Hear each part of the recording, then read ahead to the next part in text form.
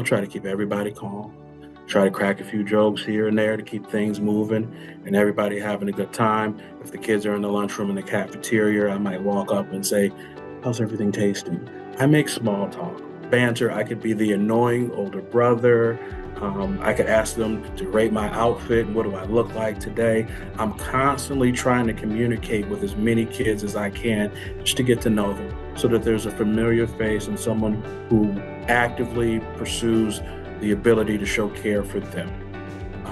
I don't know that there's a kid in this building that I can't have a conversation with, that I can't come up to and pat on the back and ask you how you're doing.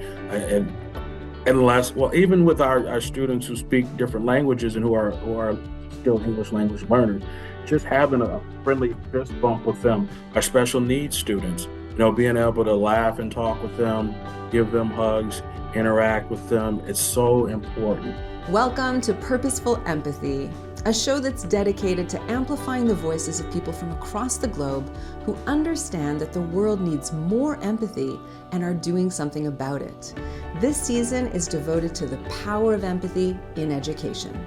Meet 12 visionary leaders from the Transformative Educational Leadership Fellowship Program and learn how they are bringing meaningful change to their schools.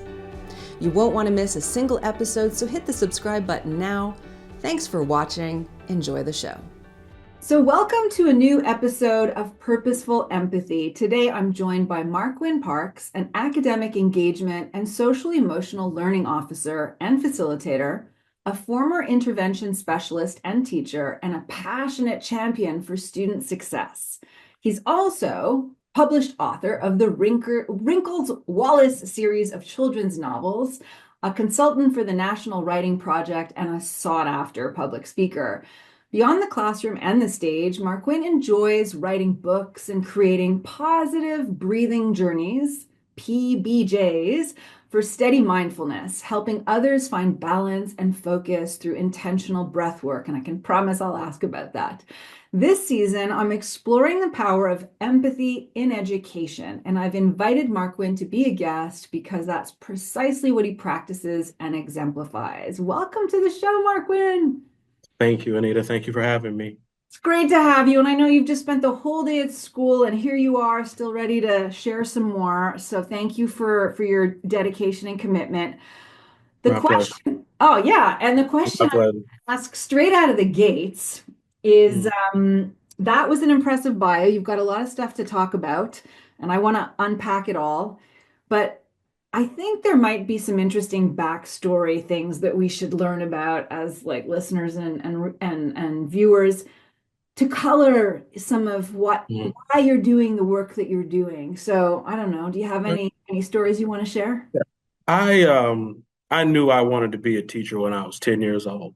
And the reason for that was I thought I could do it better than my fifth grade teacher. I thought that I would be able to just give the kids recess and somehow, some way they would listen to me. And I decided at 10 years old, I wanted to be a teacher. At 14, I was doing summer day camp work as a counselor in training. And then at 16, when I got my driver's license, instead of working at maybe a McDonald's or something like that, I actually did after school care work. So education has been my life. It has been something that I wanted to do. I really enjoy working with kids. And so I think that when you think about empathy, I was empathetic for my classmates because I thought we deserved more than what we were getting. Now, as a teacher of fifth graders, I realized that she knew a lot more than I gave her credit for. And so I had to have some empathy for her as well. She wanted us to earn the things that we were given. So instead of just giving us recess when we were acting up, or maybe I was cracking a few too many jokes, she wanted us to earn it. And I saw that having students earn the things that they get causes them to really appreciate them more. And it also gives you an opportunity to talk about, hey, what happened along the way? Why weren't we able to accomplish this goal? And in that space, you can find a lot of empathy. Hey, I was having a tough morning. Maybe mom and dad were arguing, or I didn't get breakfast. When you're an educator, you're seeking to find answers to questions beyond just what's on a test or what you have to teach them, but also where they're coming from, what they have to do to be successful. And we play a major role in that success. So why do I do the work that I do? I love kids. I'm passionate about sharing education. I taught for 10 years and it was a wonderful experience. I learned so much from those students. They were the ones who inspired me to write the Wrinkles Wallace series. They put me in places I never thought I would go. And it was an amazing ride for 10 years. From there, I started doing behavior intervention work. So I was the person that when students were having a tough time, go and see Mr. Parks, go and see Mr. Parks. And in that space, I found that I had to really be calm, really be listening to what was going on, and provide some sort of strategies or answers for all who would listen. So sometimes that might be understanding what's going on in the life of the kid, but also having to be kind of private about it because it's something that does not need to be shared out with maybe some of the staff members, but also saying, hey, having a tough time at home. Can you show them a little grace and mercy in this area? And if they need a break, they can come and talk to me, or things of that nature. So 6 years of that work was tremendous. It was very stressful too, because I was thought of as a person who would just fix the kids. And as you know, with kids, they're not like appliances where you call a service person like me out and we change out the motor and now you get back in there and do your ABCs. No, they require a lot of nurturing, a lot of care, and a lot of our time. And so for me, that job was a wonderful and amazing job, but it also was a 24-hour job. They had my cell phone, they had my email. Students who may have been displaced, trying to make sure that they would get food, students who didn't have shoes, going to buy shoes. If you don't have a belt, let's get you a belt, doing whatever it would take to allow you to be the best student you could be in the classroom setting. I felt that it was the right thing for me to do. And then eventually, after the pandemic, I made a transition into doing the work that I do now. Right now, I'm an academic engagement, social emotional learning officer in Southfield Public Schools. This work has been amazing. I get to go to work. I know some days it's like, all right, I need to be there, but I get to go to work with amazing people. My staff and my principal, amazing. The families that I work with, amazing. And the work that we are doing is amazing as well. Um, what can I say? It was just perfect being here. It was right after the pandemic and trying to find a job because I ended up losing the previous job. And I interviewed with some amazing people who brought me on. And ever since then, I've been really working on what it takes to be mindful, to be empathetic toward others at a higher level than where I was before. I'm the person that might bring a teacher a Diet Coke on a rough day, or send you to our calming corner to be able to go and sit down and have a moment in one of our massage chairs. I'm the guy who, hey, for the kiddos, let's get them some pizza because they did well on their testing and they improved, or you're having a tough time right now. And rather than give you a full on consequence, go in my office, sit down, the is already playing. Take about 5 minutes to kind of get yourself together and get grounded. And more often than not, giving that kid 5 minutes to get grounded, once they realize that, oh, this isn't a punishment, this is not a consequence.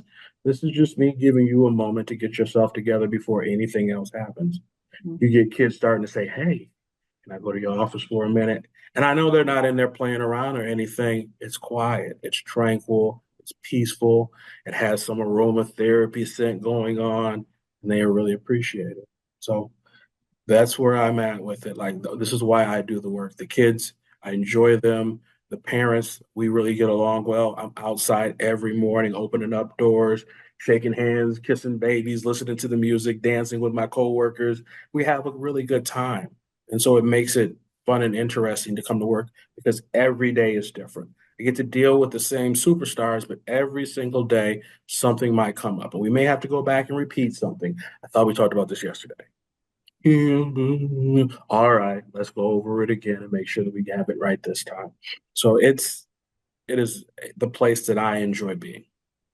Wow. Okay. So your passion for this is super contagious. I can feel it across the Zoom. And one of these things I'm really inspired by, to do a whole series on empathy and education and to speak to people who are educators across a whole variety of different contexts is I'm imagining that some educators are going to listen to the podcast. They're going to find a home and they're going to just feel like, oh, yeah, I get you. I hear you. And I have questions planned for a conversation, but straight out of the gates, what you just shared as the story and backstory to why you do the work that you do has elicited a lot of follow-up questions. So here goes.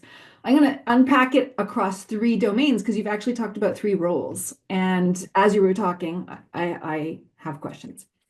Mhm. So 2 days ago, I was at my daughter's elementary school and invited to do a guest talk on empathy. Mhm. They're in grade three, so they're like 8, 9 years old. And two classrooms came together. There were 40 kids, and 1 hour I walked out of there exhausted because I just like laid it out. Like I had to be super on to watch all the movement and keep things going. And I remember thinking, oh my God, bless those teachers that have Mhm. the stamina to Mhm. manage that kind of level of energy all the time. And okay, granted, Absolutely. we're going on spring break next week. So that might be like a little part of it, but nonetheless. So I want to ask you a question legit though, like really like sincerely, if there are any parents watching, Mhm. what's a message that you want to share to parents on behalf of teachers? Maybe helping them empathize a little bit with what it means to be a teacher. And you don't have to address the stuff that I brought up, Mhm. but what do you think? What's a message you might want to share with parents? We love your kids. In most cases, we look at them like they are our own. We want to uplift them and see them do their best. I don't think that we get into this field for anything other than a passion for providing advice, structure, and education for others. We want to work with you as opposed to against you. We believe in your kiddos and we want to see them do their very best. Just work with us, you know. If you have any questions, email us. I know your kid is the greatest kid on earth and they are always going to tell you the absolute truth, but sometimes they might forget a detail or two about an incident or a situation that happens in order to avoid, I don't know, a consequence or something like that. So just understand that we really want the best for them and the best for you. Come participate, be a part of your child's educational journey. Come to parent teacher conferences, join the PTA. Just say hey in the morning when you're dropping your kids off and we're opening up doors and bringing them on in. Any sort of positive interaction that we have with you is beneficial to everyone. And also, if something's going on, you don't have to tell us everything about everything. But if little Johnny's having a rough morning, maybe you take 20 minutes and you talk to him, or at least let one of us know so that we can pull him to the side, maybe figure out if you had breakfast, be a listening ear and someone who provides encouragement for your child. So I think we can all create teamwork and make the dream work if we're working together and on the same page. Love that. Okay. What about to the general public about what we need to think about at a policy level? I mean, I'm in Canada, we do education different. I don't know about your specific jurisdiction, but it seems like America's going to standardize testing, SEL is in some places. Now there's a backlash towards it. So I just want, like, just in general, what would you like the public to care more about when it comes to education? Our mental health. Our kids have so many opportunities to do so many things in this world. The jobs that they will have in the future haven't even been created, haven't been created just yet. Our major thing is to make sure that they are mentally able to take on the task of being in class and doing the work they need to do, but also feel good about themselves. So providing that empathy for them, giving them encouragement, making suggestions or providing advice, being present in their lives going to be important. I think we as educators understand the importance of when a kid walks in, how they feel. Many of us do morning meetings and we want to know where each kid is coming from that particular morning so we know how to adjust to make the classroom environment the best environment to create community. For the general public, just understand we are working day in and day out, and we don't get a chance in most cases to pick our clientele. We are in the customer service business, and we are working to make sure that the future is a better place. And Hmm. so We don't just get summers off. We don't just get to hang out for 2 weeks over winter break. Even during those times, I know for me, even with the TEL organization, I get 1 month off per year in the summertime, and that was 8 days of my summer. 8 days of my 30 days was spent learning to be a better human, learning to be a better educator, learning to be a better leader. So we are diligently working toward making this world a better place. And I hope that you can do all you can to support us in those endeavors. Mm, that's great. So the mental health component, and we're going to talk about mental health for educators later. I think we'll have time for that. Um, I think it's a nice segue to the second part of your career when you were working in with SEL, social emotional learning. So I wonder if there's, maybe you can make it real with an anecdote or two about how important it is that kids feel safe and welcome in a space like a school, and how when we get it right, it can really, change the needle, move the needle. Absolutely. I do groups, small groups, and we get together. Our first thing is to do a feeling check. It's a one-word answer that describes how you're feeling at the moment. And I try not to let them use the word good because I've noticed that a kid can be crying, weeping miserably and be like, I'm good. No, you're not. And I get to find out where they are. I'm tired, I'm hungry, I'm happy, I'm excited, I'm bored. And I can adjust my energy to help them to have a beneficial experience for that particular hour. We do an exercise to get us grounded by simply just taking 3 deep breaths. And then after that, I offer them some sort of snack or something because most mornings, if kids are running late or they don't get a chance to eat lunch, then they're sitting there on last night's stomach. And you want to make sure that they have something there so that they can get some fuel and energy for the rest of the day. Because, like me, when I don't eat, I get irritable and then I could cause issues. So, when we have our students who haven't had a meal in the morning, they might also, I don't know, maybe annoy a teacher or cause confusion or conflict in a classroom. Um, I think it's just really important for us to continue to do things like that. And have you had a student, a former student of yours, come back to you, sometime hence and say, Mr. Parks, I just want to thank Yeah. you. What's that Mhm. about? You know what? It happens more often than we think it happens, and I even do it to teachers or professors that I've had in the past. So just probably about a week ago, I reached out to a professor at UNLV and just told him how thankful I was for him making me feel at home when I had moved from Ann Arbor, Michigan, out to Las Vegas, Nevada. How important it was for him, to me, that he was willing to just kind of take me under his wing as a new student who was away from home trying to figure out what life was like with previous opportunities for success that I didn't take advantage of. I get messages from students who are on Facebook and social media. We follow each other. Even students like from a year ago or 2 years ago, Mr. Parks, you were right. I didn't know. But we understand that students can be like bamboo trees, whereas they may not show any initial growth for years and years, but that's just their foundation. Their roots are growing. And then at some point in time, we hope to see them shoot up tremendously in terms of their growth and development. I have one student who last year, he spent a lot of time in my office due to his responses to when he didn't get a chance to do exactly what he wanted to do. And we worked a lot with him and his parents on making sure that he was able to make better decisions. He didn't start the year out with us this year, but he did end up coming to our school again. And once he arrived around us and started to feel safe again, our social worker, the principal, and others who are committed to helping him through his academic journey, we all rallied around him again. And he is so much better now. He has been in my office once, and it was just, hey, I need to calm down for a minute.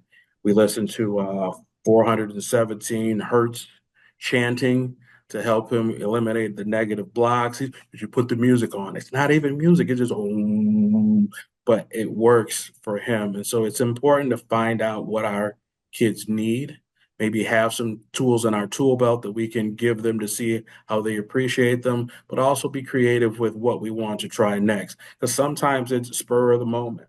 I'll be dealing with a kid who's having a tough moment. I walk up and I'll start humming or singing, and it takes them away from the energy that they are in at that space and time into what's going on. Oh, okay. This is cool. Hey, can I get a hug? And little kids grab me around my leg, squeezing me, and how are you doing? Are you okay? We have the power and the ability to change kids in a positive way. And it's so important that we take advantage of those opportunities.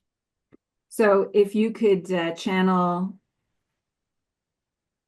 a collage of kids, what would they want you to say to the parents listening or the teachers listening we know, right? The parents know, the teachers know on good days, and then we kind of forget on bad days. So remind us, what do we need to know about them? Their why.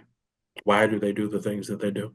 Hmm. It's so important because they sometimes it's a big excuse, and we know that, but sometimes they have rationale that we aren't aware of. Hmm. And if we can at least find out what they want from us, we can share with them, I can't do that. For example, I had a student today who he was in trouble and he was upset because another student wasn't in trouble, even though that other student was. And I said, I separated you two. You aren't bickering and arguing anymore. You have space and he has space. What more do you want from me?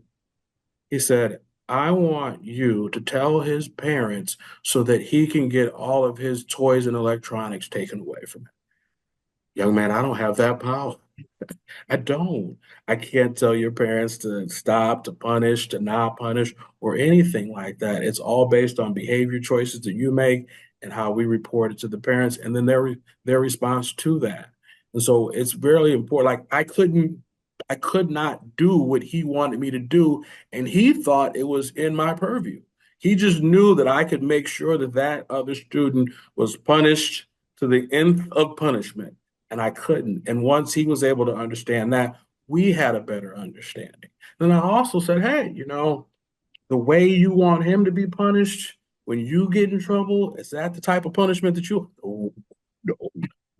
And so they also have to learn, like, interact with them, get to know them, but also tell them about when you were a kid, some of the things that you did, the choices that you made that were good or bad. So in my group, I talked to them about being sent to the principal's office so often that I knew his kids, his wife. I was, real close and personal with secretaries. I mean, and some of those times I deserved it, but more often than not, I don't think I did. And so I can share with them some of those frustrations that I had when I was their age, but also provide some sort of guidance and advice when it comes to how to be successful when you're working with adults. So, tone of voice.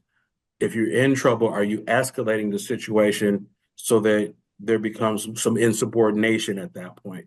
How do you talk to an adult to let them know that you're serious about something while still maintaining your dignity and having respect? A lot of times they don't know how.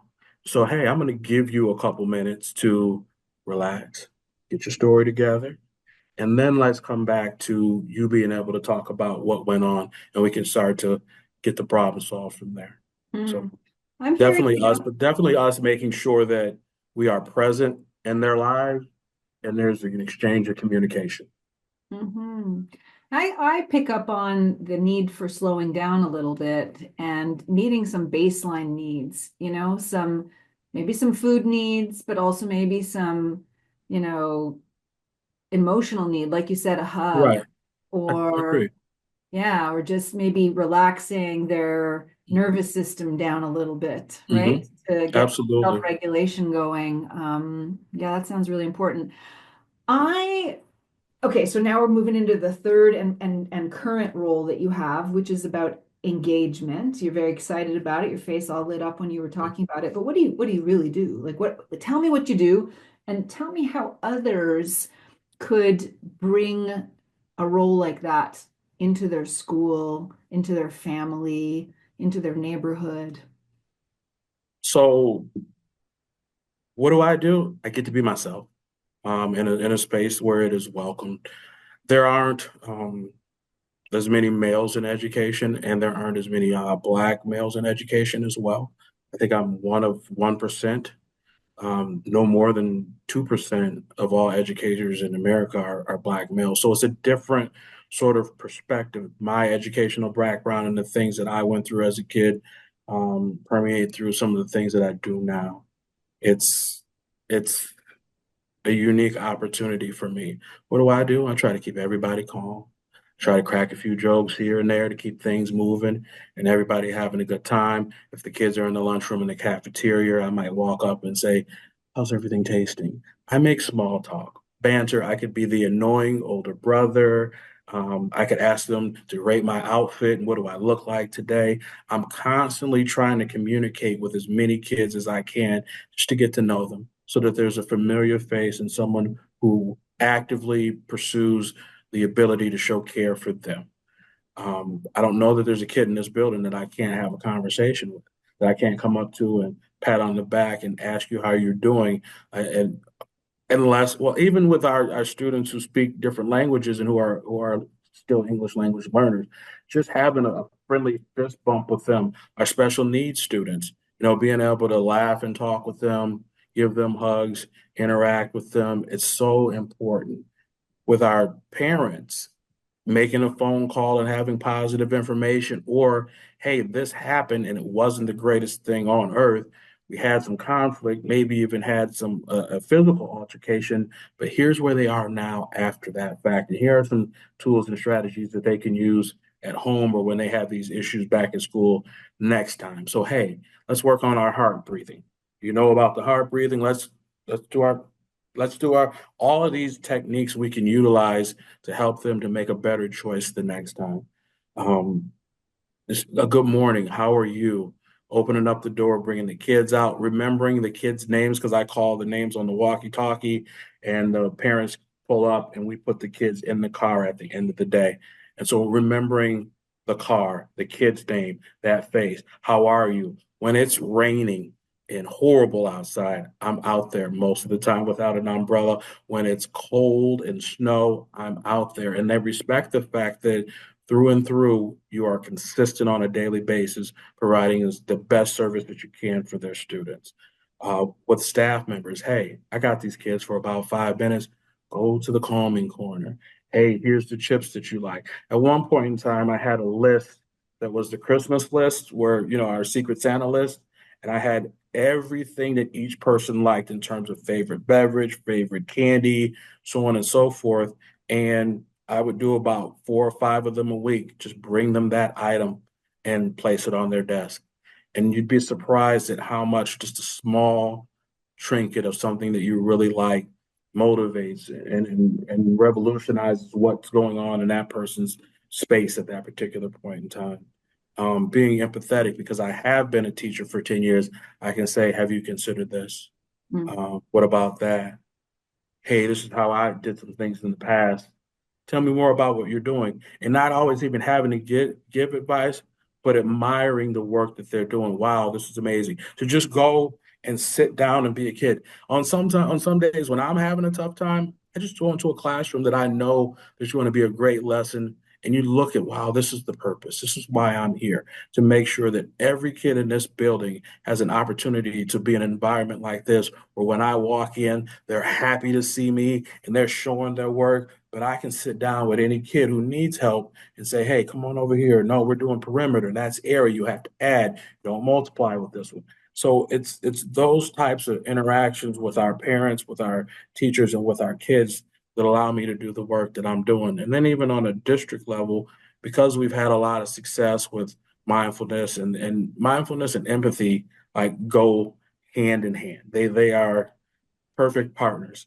Um, Being able to spread that word throughout our district as well as on a statewide level, and now with TEL nationwide level as well, of what we're doing here and what an impact it's having on the mental health of our students.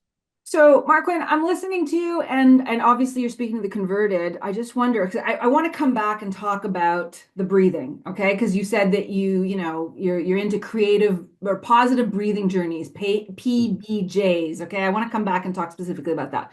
But before that, I want to imagine that somebody who's a non-believer just heard you out and was like, okay, this guy's wandering around giving chips to kids and saying hello and fist bumps and all that stuff. Like, I want you to speak to the disbeliever that that is necessary at school. Like, school is a place to learn. Kids should go. They've got to, get on with things. So what do you want to say to those folks that are cynics about something like that? Go to your grocery store and smile at people. Smile when you're in the produce area. Smile and have a quick, engaging conversation with your cashier and see what happens. Allow someone else to go first instead of you whizzing by with your cart. Allow someone else to get the part and see how they feel, how happy they are when you do something or you engage. You could be the customer of the day that makes someone's shift better than it actually was. When you bring that energy into a school, you never know where people are at. We've had staff members lose parents, children, family members. We've had students lose in similar ways. And you never know where someone is at when they are in that building. I've had tough mornings walking in, not even really feeling like it. And the staff members have been so great with me that when I am not my normal self, which is really rare, right? What's going on? Or they will start to crack the jokes to stimulate the humor and allow us to shift from where I was in maybe a neutral or negative space to something that is more uplifting and going to be my best self for our students. You could say, well, what does he do? I'm the CEO of the Etc. committee. Imagine when all the small things are taken care of. And on top of that, when there's a crisis, I'm usually the first or second person there. So I feel like I'm the CEO of the et cetera committee. Imagine the person who works in a building trying to do all the little things. I'm not above anyone in this space, and I don't want to be in charge within this space. But if the milk gets spilled, I will get the mop if the custodian is not around. If I need to be acting principal for the day, I will do that. If I need to be the librarian or whatever it takes for us to be successful, I do it. If I need to be supernumerate, then I am supernumerate and I am taking care of what needs to be taken care of for the kids. When you don't utilize your ego in these spaces, it allows you to show a lot of empathy for folks who aren't able to do the things that need to be done and in the time that you need it to be taken care of. Mm. Within the role that I play, I've had a student who was unresponsive and teacher says, "Hey, Mr. Parks," and I thought it was just, "Hey, what's going on?" And I walk around the corner and I see a student who's laying there unresponsive. He had just had a seizure, and so now it's on me to get on the radio, to call for the principal. The principal's coming. We're calling the proper people, whether it be central office and the ambulance to come forward. And then in that space, someone has to be calm. Someone has to say, "Hey, I need you to take these kids over here." We also to support the principal who's being the building leader, but you also have to make sure that everyone is okay and that we get because I plan on going home and I want everyone else to be able to go home too. And so that role of showing empathy for the kiddo who's on the ground, making sure that our kids aren't seeing him in that particular space and having a negative moment that could be impactful for them, protecting the privacy of that kid, making sure that the parents are notified. It's all teamwork. And for me, my ability to breathe through situations, to remain calm, and to say, how can I help, really is beneficial. And I think if the general public knows the amount of problems that we solve on a particular day with our students who we see very frequently, or even the students who are really quiet and they find someone to confide in, maybe a counselor or a favorite teacher who allows them to come up for their lunch period because they prefer a safer, softer, quieter space versus what could be arena like in terms of a cafeteria. certain clubs. One of our kids, she didn't like coming to school. She cried and cried and cried and cried. And she found the music teacher was her person. And so she started to be a kindergartner and come to school all day long because she enjoyed our music teacher. Mm. It's educators like that who lure kids in to be something bigger than they were yesterday, to do better than they were last week, and then to encourage that for that kid moving forward. So, okay, it's clear you love the work that you do. Okay. Yeah, Uh, it's it, rewarding. It's yeah, I can feel that. And I still believe that there's got to be some tough days. And so I want to actually drill down a little bit on what you have found helpful as practices or what your peers have found helpful as practices for educators to practice some self-empathy and how you kind of manage your mental health and, go for the marathon as opposed to the sprint. right. Um, I found what works for me is I have to laugh. I do. I have to, even when problems arise, I have to joke on those problems to the point where I'm laughing and getting through it.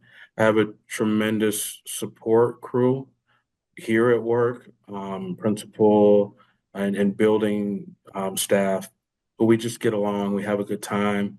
We laugh through tough days when, test scores need to be improved. We're working hard, we're working diligently, but we also take a moment to just laugh because if not, the energy can pile up on you and it will make you not want to be there. Or it might cause you not be able to be your very best. Anxiety and stress are very real for adults and kids in this environment because it's high stakes.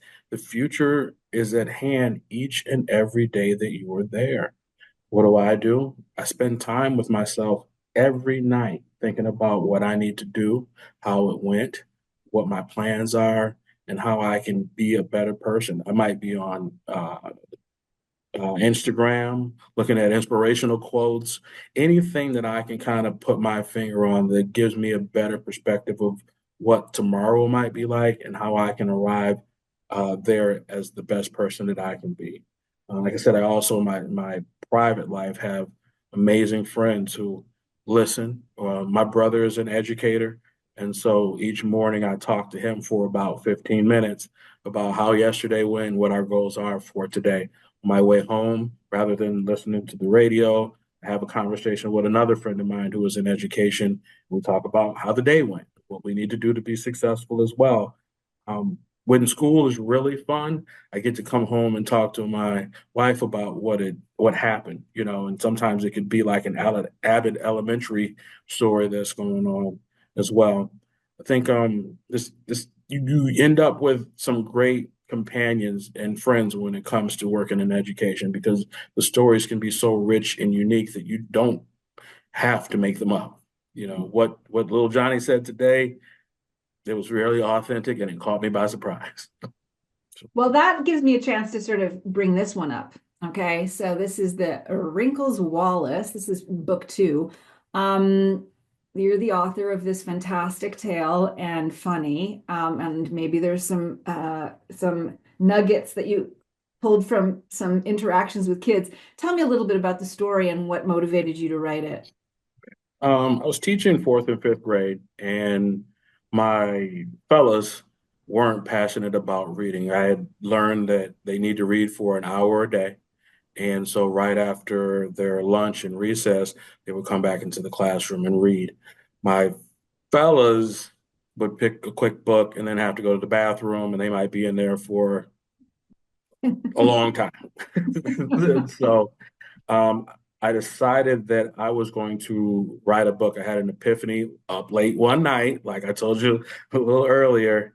What do I need to do? And I said, I'm going to write a book. So the next day, I went in and stopped class right after lunch. And I said, I'm going to write a book. And didn't really have a clue as to what it was going to be about, didn't think it through from the beginning to the end. But I started writing. And so while they were reading, I would write. and then I would type it up, and then I would read it. And they would provide constructive criticism, feedback. We don't say it like this, we say it like that. Oh, that's funny. Have you thought about this? And it encouraged them to read and also become better writers. So in the mornings, they would do their journals, and each student would have like a minute and a half to be able to share their journals. They started to craft stories and then have cliffhangers at the 89-second mark, and we would continue to go around and do things of that nature. I entered the book into a contest. I finished in the top four for the state of Michigan, and I found yeah, it was really cool. I didn't win, but I won. You know what I mean? In terms of it was the right thing to do for the kids, and the book has taken me all around the country, and folks have enjoyed it around the world. So I really appreciated the opportunity to be published, and book one turned into book two, which turned into book three. And I have so many books that I just need to get published as soon as possible. But yeah, the story of the first book is about a 28-year-old guy who finds out he failed fifth grade and has to go back and do fifth grade over again. His classmates range from 17 to 70 plus, and they have issues that are typical of what you might find in society. So there's your highness, she's 17, she's a diva, she's constantly in her mirror, she's always into fashion, but she's not really into education. I found that some of the students I was working with, they would be looking in we didn't have a mirror in the classroom, but we did have television. And so they would use the television. Mr. Parks, okay, I'll be there in a minute. We had Lenny, he's a verbal bully. He's 70 plus years old. And all he does is talk trash and make fun of people all day long. So we had some jokesters in the class, and I know I was quite the jokester as a child myself. And so I wanted to make sure that we look at these issues and figure out how can we start to overcome them and maybe work together. The twist in the story is their teacher, Mr. Sit and Be Quiet, is actually a 10-year-old.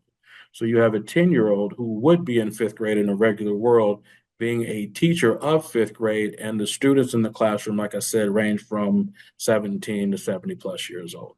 So our students don't really know how to, the reader, if you're a kid, doesn't really know who to root for. Do you root for the 10-year-old who's my age, who's a teacher? So am I rooting for the teacher or the 10-year-old? Am I rooting for the students or the adults? The fifth graders or the adults? So it becomes um, simple yet complex at the same time. And are you, given what you said earlier that you knew you wanted to be a teacher as of 10, is this autobiographical? Is this you as the 10-year-old teacher? There, there No? are elements in books that I write that are nonfiction. Uh-huh. Maybe I don't tell the entire story, but maybe there's a part in there that actually did happen to me when I was a kid or when I was a teacher as well. So Mm. yeah, Mm. there are little nuggets in there that, when I do author talks, sometimes I'll explain some of them and give the kids some insight. Okay. Well, I'm getting sad because the it's as if like the sand is coming out and I see that the grains are we're running out of time, Marquin, is what I'm saying. So I want to talk about these PJBs, or what, did I get it right? PBJ. UJs. Yeah, positive breathing journey. So tell me a little bit about that before we get to our penultimate and final question. Okay. I was doing 200 hours of yoga and SEL work, social emotional learning work, through the Breathe for Change organization. My district was kind enough to pay for some of us to do that work. And about a month into that, I was washing dishes, and I was like, "Wow, I think I can do this." What a PBJ is a positive breathing journey that allows a person to just kind of listen, to be calm, to be centered, and sometimes they're reflective or encouraging in moments where we need to be reflective and encouraged. So um, you might talk about you being a collector's item or you having to go through something to get through something. It usually starts as a single sentence, and then I will kind of tease out more and more. They last anywhere from 3 to 5 minutes, and it's something that I've found has been beneficial for folks. who might be going through something, or just someone who needs some affirmation. So it's more than just a guided meditation, then. It's a prompt question, as I understand it, for us to reflect a bit. Well, I've done exercises where after I've done the PBJ, folks have been able to journal and talk about maybe what they heard or how they're feeling at that time. And then we will come back through the professional development I was doing and talk as a whole group about what happened. If I talk about sense of joy, you might share things that you find joy in, whether it be your favorite food, your toes in the sand, the beach, Hollywood Beach in Florida, whatever it is that makes you feel joy or experience joy in that particular moment. Then maybe I'll read another and we'll do it again. So just to try to see where people are and see if we can have a positive impact. Sweet. Okay. So you've alluded to it and you've made it explicit a couple of places, especially at the front end of our talk. But I'll just ask really point blank, why do you think empathy is so important in education? If you're not thinking about the needs and desires of others, you probably don't do well in this environment. We have to be connected and we need to support one another because everyone's going to have a tough day or a tough period of time. And when you get to know people well enough to know that they are wearing a mask or that they've taken their mask off in order to be able to coexist, we need to make sure that we are providing that empathy. So Anita, if I see you, having a tough time, are you okay? How are you? How's mom? How's your brother? Things like that put you in a space where someone cares about you. They're not just being nosy and trying to figure out the gossip in your life.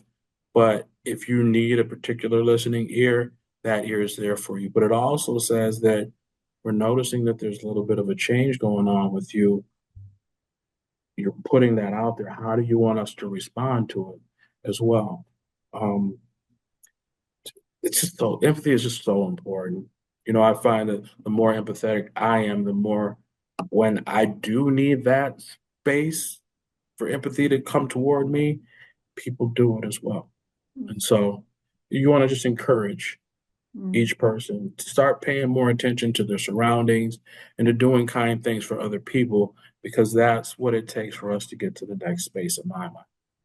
Yeah, I think you've just made the case for like educating the whole person. It's not just a brain that shows up sitting in a classroom taking in information. It is that they have a complex life and they're going through stuff all the time, as we all are in society, evolving. And it's like recognizing the whole student and each and every Absolutely. one of them. Hmm. Yeah. Absolutely. Yeah, I love that. So, Marquin, I love asking the same question at the end of a conversation with a guest, and thank you again so much for spending this hour with me. Can you think of a time in your life when you were on the receiving end of empathy, a specific moment, and what that meant for you? Coming out of the pandemic, I didn't have a job.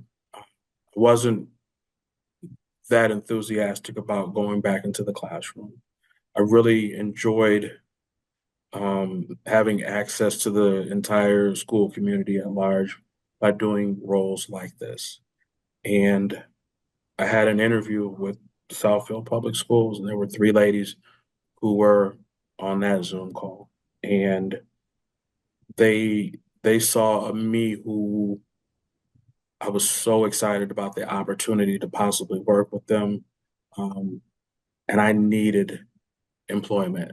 My unemployment was running out, and bills were starting to pile up, and it was like something had to change.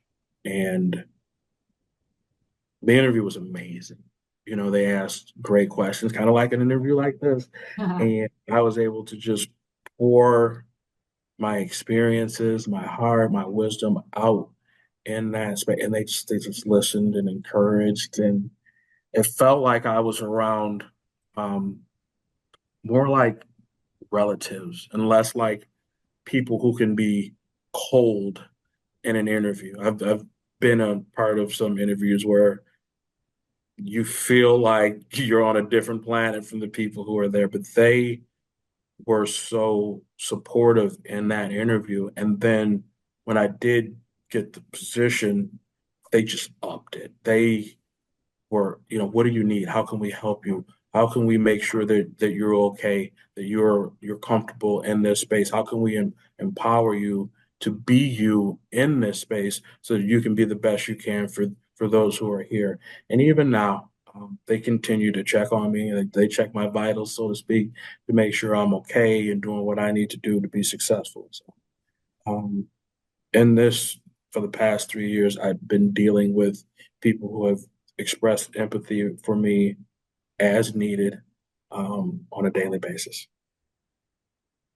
Thank you for sharing that story. I love this question because I never know what I'm going to get as a story, but it never fails to fill my bucket. And I think the same goes for people who are listening and watching, that we all can think of moments when we were on the receiving end of empathy, and they'll stay with us. And the people who extended that empathy might not even know how important that was in the moment. Hmm. Or maybe they do, but it's just a reminder to me and all of us, that we can turn up the volume of empathy in our lives and make a big Absolutely. difference in the world. Absolutely. I'm Mhm. just really thankful for all those who are showing empathy for others and for me. And Mhm. this is a space where it's so safe for us to share that as well. So I thank you for having me. Well, you keep doing what you're doing. I'm so glad that we are colleagues in this fellowship. I'm so glad to know that there are educators as inspired and inspiring as you out there. Once again, pick up a copy of Marquin's book, or a couple of books. And thanks again for being a great guest. Thank you. Thank you. I want to thank everybody who's been watching and listening, and we'll see you next week at Purposeful Empathy. If you know someone who would benefit from this episode, please share it with them. Post the link to your socials and hit the subscribe button now. The world needs more empathy, and you have an important role to play.